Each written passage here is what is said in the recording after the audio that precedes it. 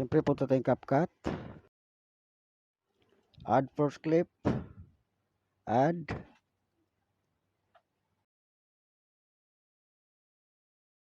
Plus para sa second clip. Add. I-tap ang second clip. Tapos overlay. Pagka overlay, i-tap natin papunta doon sa dulo. Pagkadating sa dulo, i-tap at cut out and remove background.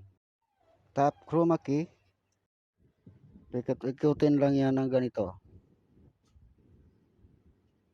Ayan. And then tap intensity. I-drag lang natin papunta rito. Yan.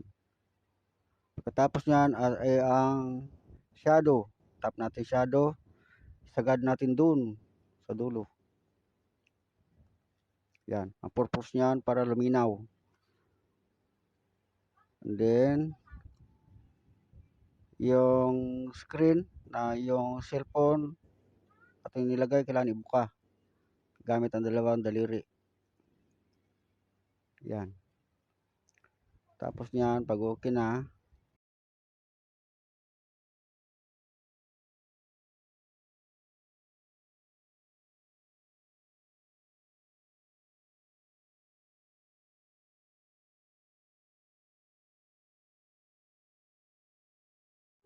pag palagay nyo okay na, i-copy natin.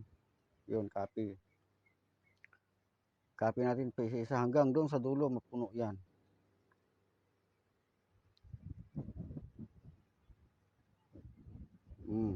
Pag sumobra, ating babasan, i-drag natin papunta ron.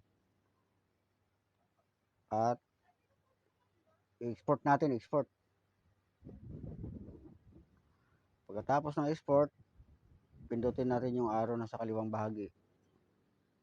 Babalik tayo doon. Pagkabalik natin doon, i-add natin yung ating in-export.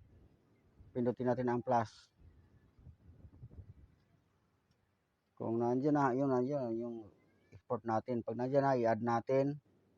Pagka-add, yung ginawa nating export, yun ang ginawa, yung picture na inano natin, yun ay ating burahin sa isa. Tap, tapos delete.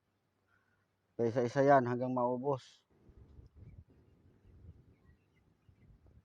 Ubusin natin. Tap, tapos delete. Ubusin natin yan isa-isa. Tap, delete. Delete. Tap. Then delete. Tap. Tapos delete. Pag goods na, i-overlay natin yung ating naiwan na first clip. Tap natin. Tapos overlay. Overlay. O yung overlay. Pagka overlay natin, gagawin natin remove background. Cut out. Pag goods na, pwede natin i-export. Let's go. Yun na yun. Yun lang.